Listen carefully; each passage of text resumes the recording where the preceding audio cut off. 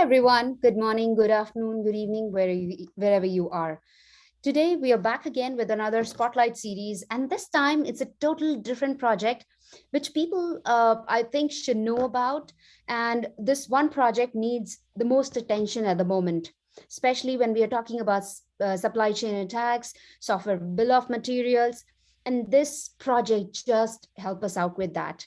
So I would let Steve talk about more, who is actually one of the amazing leaders of OWASP, and not just this project, but many other projects. And we have had discussion for dependency track and whatnot. So I will let Steve talk about more around the project that we are going to be speaking today. Steve, over to you. Thank you so much. Thank you so much for having me and for all the great work that you're doing in showcasing a lot of these flagship projects. It's very much appreciated. So I have I guess the privilege of leading multiple flagship projects. That's a thing for overachievers, I guess. I'm not sure, but the Cyclone Dx is a software bill of materials standard, and it came out of the OWASP community and is now a flagship OWASP project. And as we all know, supply chain attacks are definitely on the rise. And for well over a decade, we've all kind of known that we probably should be including a bill of materials in the things that in the software that we are creating, whether it's a monolithic application, microservice, IoT toaster. It should all have a list of ingredients for the things that we are including. And when you think about like every single other industry that has physical supply chains, whether you are supplying pharmaceuticals and their raw ingredients, or whether you are supplying a manufacturing bill of materials for that IoT toaster, right? Everything that you purchase in the physical world, for the most part, has a list of parts and part numbers, and more importantly, where they actually obtained these parts from, because we are all consumers and in many cases suppliers in our respective supply chains. We both consume parts from other suppliers, and we provide our parts to others. And that same concept just really hasn't realized in the software world for whatever reason. And a lot of the work that we were doing in 2017 for the dependency track project actually resulted in investigating whether or not there were any standards that existed that we could reuse. And there was one that did exist. Unfortunately, it just didn't really meet our security requirements at the time, nor did the project and kind of how their development methodology worked really met our requirements at the time. So insert XKCD comic right here, because another standard was born.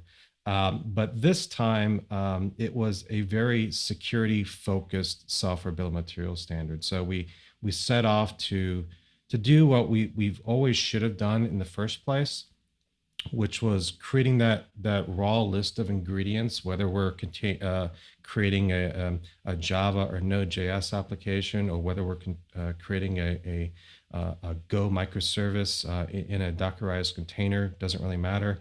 But just having that list of ingredients, where we obtained all this software from, and that way, when we are building software ourselves, we actually have that full stack inventory, as opposed to a small subset of that inventory like you would typically get from SCA binary or static analysis. So that full stack inventory. And then if we resell that thing, or if we provide that thing to a service, we can then provide our customers with that bill of materials so that they're able to better protect themselves.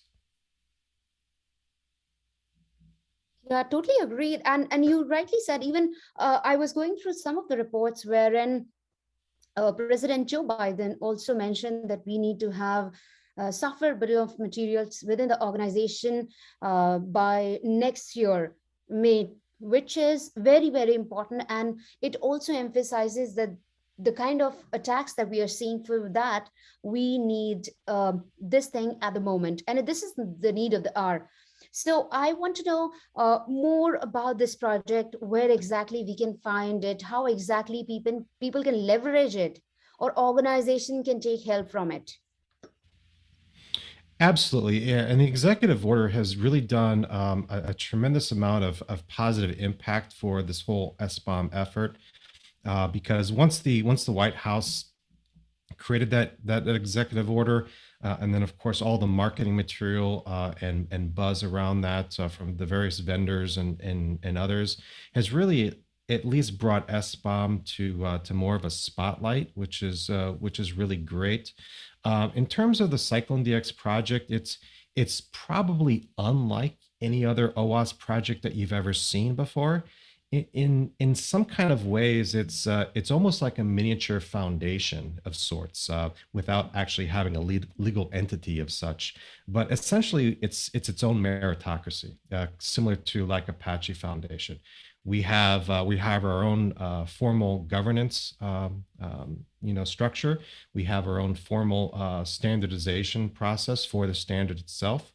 We have multiple working groups, both a core working group, we have a set of maintainers, and we also have by invite an industry working group that are kind of consulting with us. We'll run things by them and get their feedback before we make things more publicly known. And we have also a really great community of people that have adopted and implemented this spec. As I said, it's a flagship OWASP standard.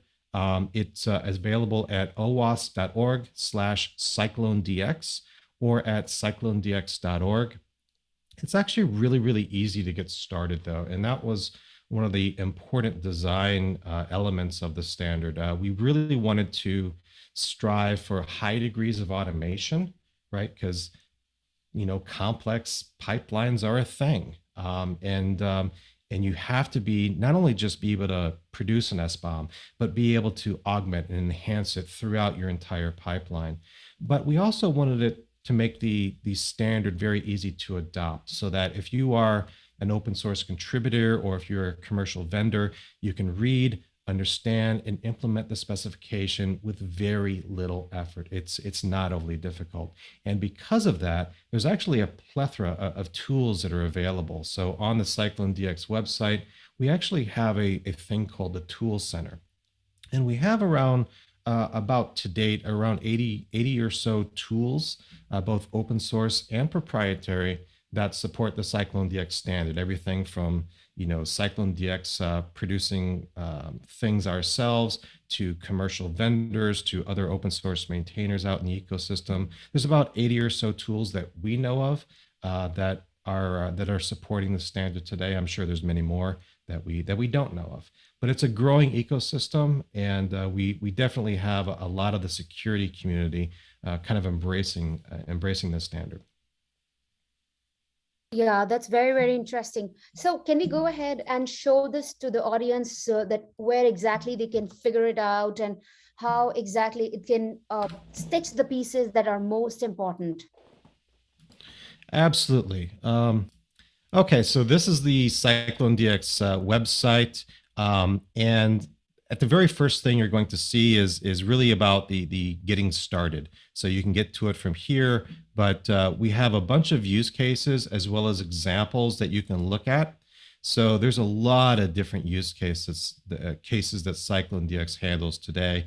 Everything from really basic use cases such as representing component inventory. And I might add that it's not just software components, right? Because I don't know about you, but I haven't probably used a piece of software that hasn't talked to a service on the internet in probably a decade or more. So when we consume software, we need to take the holistic stack into consideration. So Cyclone DX also supports services, and that software also runs on things, sometimes devices that are shipped out to the world as well. So Cyclone DX also supports hardware to a limited extent, but we are enhancing that in the future. But there's a bunch of use cases here. Obviously, the one that we're all familiar with, because the OWASP A9 was a thing for many years, known vulnerabilities. But there's many, many other security use cases outside of just known vulnerabilities that you can do. We can validate the integrity of the packages or the SBOM itself. We can evaluate the packages. We can do license compliance. We can even participate in like open chain compliance if your organization requires open chain. We can represent dependency graphs, as well as the ability to represent where we got components from, what supplier we got them from, whether we got it from Maven Central, whether we got something from some commercial vendor. We can actually represent all that data. The interesting thing about open source is that it really is the ultimate supply chain. Organizations can and will modify components all the time. They'll modify them, they'll rename them, or they'll rebrand them, they'll redistribute them in infinitum, right? So you can actually describe all of these changes as well as in CycloneDX. And one of the most common ways that organizations actually modify components is by backporting fixes, right? Maybe you can't upgrade something because of API incompatibilities. So you're a responsible organization and you backport the fixes yourself. And so not only can you communicate the inventory, but you can also communicate the positive impacts that you've actually made to reduce risk to your customers. So there's all kinds of other use cases like that I highly encourage you to take a look at. Now, the specification is available both in XML as well as JSON formats. And then, of course, for highly automated environments, we also support protocol buffers. So protobuf is also supported. In terms of the available tooling, like I said, there's a plethora of available tools that are available today. And you can go through the list here to kind of get started. So for example, if I'm interested in build integration for, I don't know, for JavaScript. So we've got Bower, we've got NPM, we've got Webpack. So there's a lot of different ways that we might want to generate our bill of materials. We support pretty much every major ecosystem to date, and we're starting to tackle some of the smaller ones today, like Rust and Haskell and R. That will also be a thing. But all the major ecosystems, Java, JavaScript, Python, Rust, C#, CocoaPods, PHP, Python, they're all supported today. There's also, besides just creating the SBOMs, right? There's other things that you can do, right? You obviously, once you create the SBOM, what's next? Well, you might want to sign it, right? You might want to sign your SBOM. So, we've got multiple things that support the signing of SBOMs today, right? Code Notary and SigStore, both SigStore being open source. And then, of course, if you want to distribute your SBOMs, we actually have a BOM repository server so that you can communicate your software bill of materials to your customers if you so choose. And then, of course, if you actually want to analyze the SBOM, things like dependency track, and then, of course, there's commercial solutions as well that allow you to analyze these things. Some of the interesting use cases for SBOM are really around not just the production of them, a bit being a good engineering practice, but for procurement and M&A, right? If I'm acquiring a piece of software from a vendor, I might want to ask for their SBOM as part of the procurement process, and maybe a vendor risk assessment of that vendor. Vendors who are able to produce SBOMs will typically have a little bit more mature SDLC than the vendors that may not necessarily be able to produce SBOMs today. So it's one additional data point that you can use in the evaluation of a given piece of software or even a vendor. One thing that SBOMs is not a roadmap to the adversary. Our adversaries are very smart. They can figure out the list of components all by themselves, many times through complete automation. So it is not a roadmap to the attacker. SBOMs are also not a silver bullet, right? They're not going to solve all of our software supply chain issues. However, they are a very small but important part of the puzzle. And I'm really thankful that Cyclone DX has moved into the OWASP Foundation and become a flagship project. And I'm really grateful on the large community that we've seemed to have fostered, and the adoption that we've able to do. So. We have a dedicated, one thing to note, we do have a dedicated Slack workspace. So unlike most OWASP projects that have a Slack channel in the OWASP Slack workspace, we actually have around 20 or 25 channels in our own dedicated Slack workspace. So again, it's a really large community. I think our GitHub repo, for example, is like 40 plus repositories. So it's fairly large. But if you go to OWASP, cyclonedx.org/Slack, if I can type, I need to look at the keyboard. Slack/invite. Man, I can't type.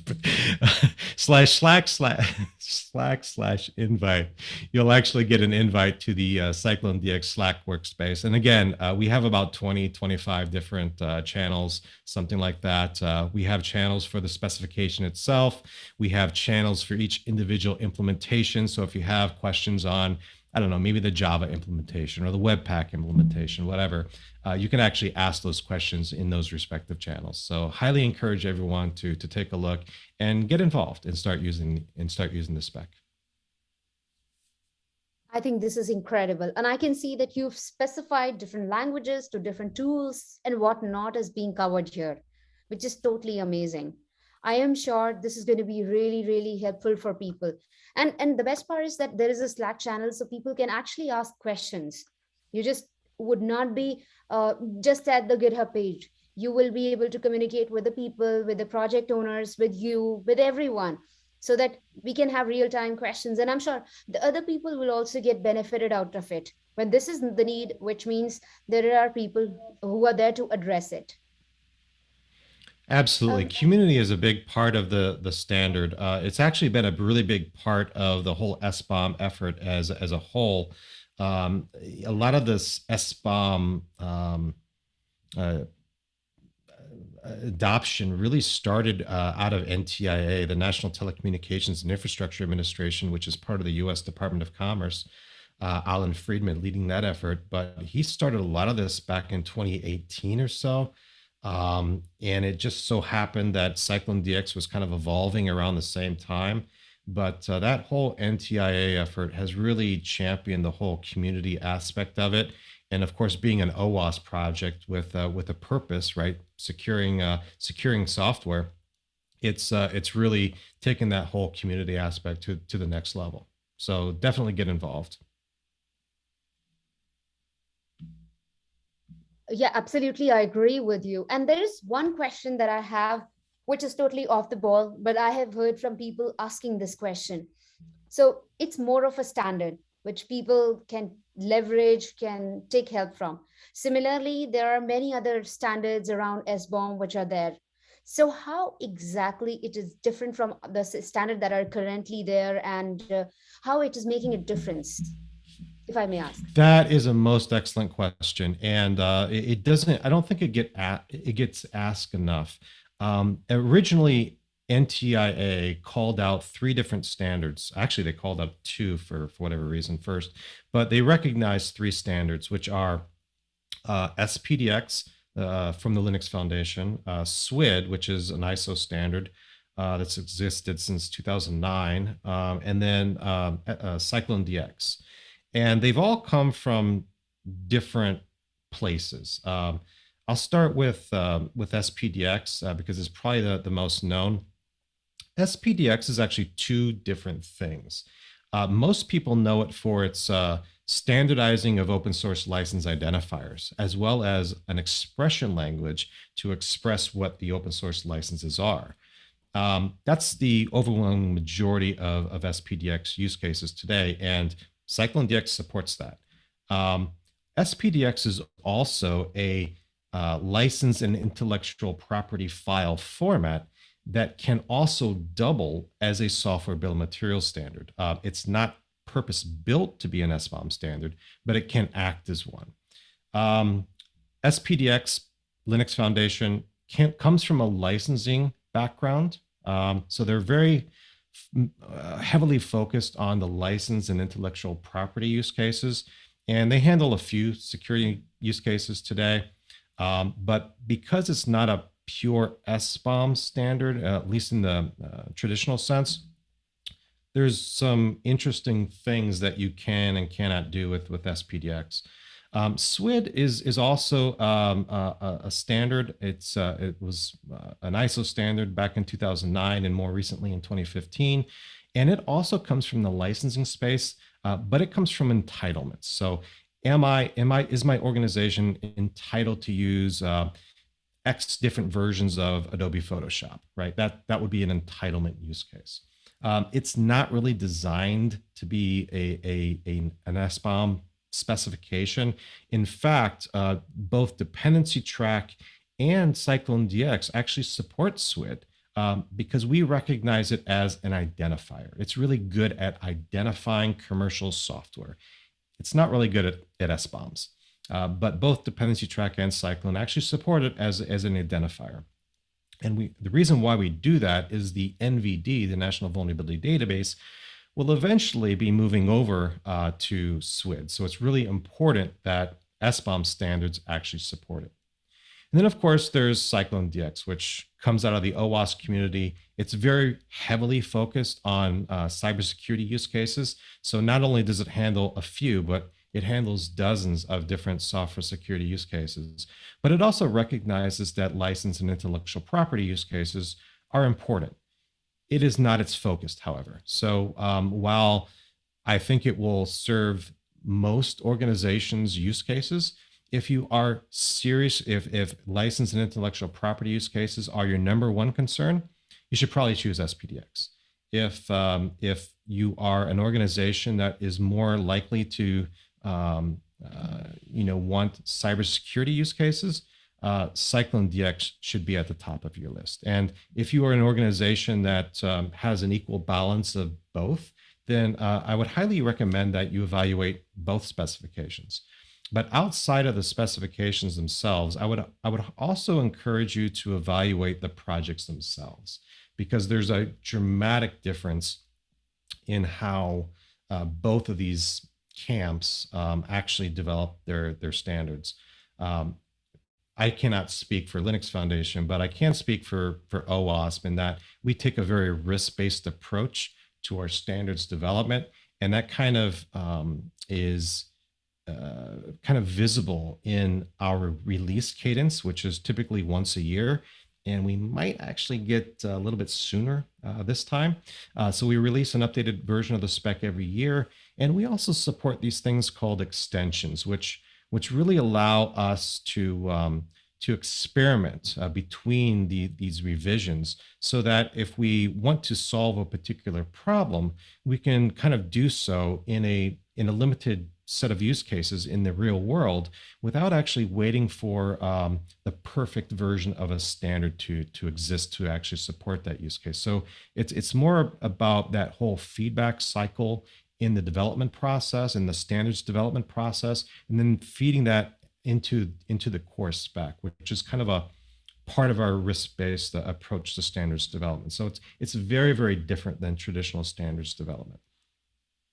Yeah, I think this is such an amazing thing. And the way you explained about it, I am sure it is going to help us big time, because I also had this question, like all of these standards that are scattered around, more and more are coming up, but how exactly it is helping, not many people talk about it. And I'm so glad that OWASP is a very defined process and the project leaders are taking pride in sharing all these details very openly. I'm super happy to see this, Steve, and I'm always a huge fan of your work with all the projects that you are taking care of. So thank you so much for joining me today. It's always a pleasure to speak to you. Thank you so much. And again, thanks for all the great work that you're doing, not only for this, but all the other things that you do in the OWASP community as well. So appreciate it. Thank you so much. Means a lot, means a lot.